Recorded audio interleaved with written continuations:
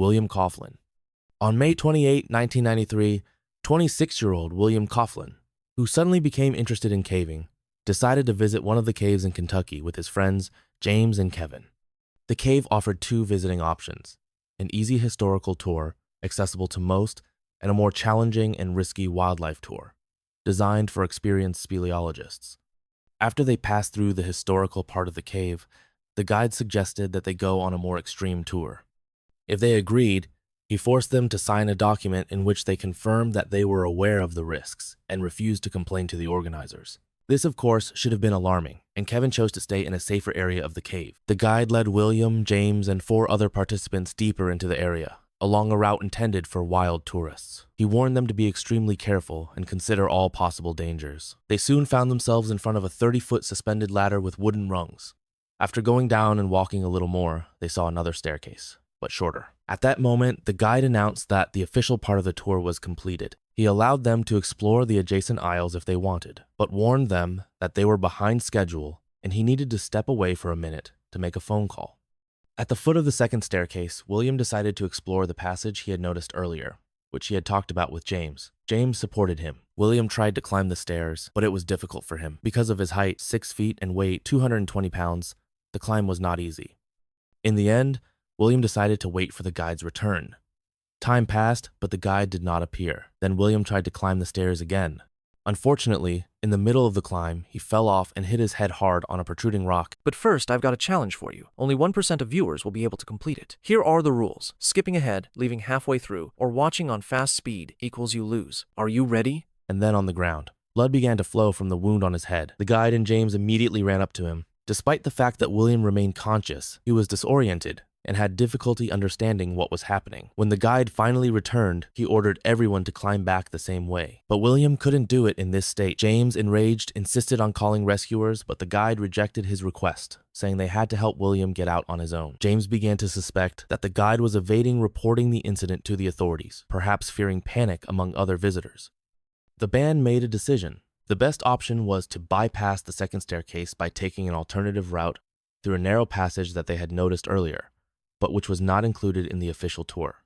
Thanks to teamwork, they managed to navigate the initial section, but transferring William became a real challenge. The difficulties began when they reached a rough, sharply narrowing V-shaped passage, which made it difficult to capture. When William turned around to go through first, his head entered the aisle, but because of his size, he got stuck.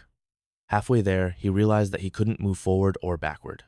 Trapped in a horizontal position, with his hands clenched, William began to panic. The tightness of the passage squeezed his chest, making it difficult to breathe. The group's attempts to get him out were unsuccessful. The panic was growing. Gil ordered James to get out of the cave and informed the owner of the situation. James hurried to the surface, but the cave owner didn't seem to want to seek help from the authorities. The guide finally realized the seriousness of the situation and went out to get a first aid kit and call the emergency services. It took about 3 hours before rescuers and paramedics arrived. All this time, James stayed by William's side, trying to calm him down, but William's answers became more and more slow and indistinct until he eventually stopped responding at all. When the rescuers reached William, they faced great difficulties. Because of the slope of the passage, it was difficult to get close to him. They brought heaters to protect him from hypothermia and began evacuating the rest of the group, leaving only James to monitor his friend's condition. To free William, a system of blocks was installed, but every movement caused him unbearable pain, which caused him to start moaning again. The rescue team worked tirelessly all Saturday, but after 17 hours of effort, William unfortunately passed away. It took another 7 hours to remove his body from the cave.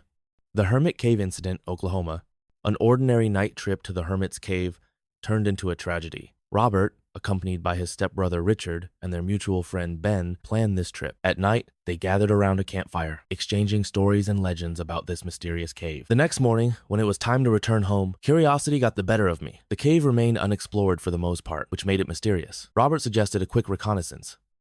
Unfortunately, Ben had to leave early for work, so he headed home, leaving Robert and Richard to decide what to do next. Robert and Richard entered the cave through a relatively large main entrance. They made their way inside without much difficulty. Robert noticed that the cave was rumored to have one of the side passages, which was often talked about. They decided to explore it. The narrow passage was too cramped for 2 people, so Richard decided to wait at the entrance. Robert promised not to go deeper and assured Richard that he would return quickly. Robert crawled forward. He overcame a section of the cave about 150 meters long, which seemed quite cramped, with winding and difficult turns. The real problems began when he reached the area known as the Keyhole Formation. This area was especially dangerous, as it was impossible to get out of it if the legs went beyond a certain point. Robert continued to move forward, but when the passage narrowed even more, he decided it was time to return. Returning to forming the keyhole, Robert realized that something terrible had happened. He couldn't go back, his legs wouldn't let him anymore. The only option was to try to squeeze forward through an even narrower gap, hoping that the cave would widen and he would be able to turn around. But he didn't know that this gap was tilted downwards at an angle of 30 degrees.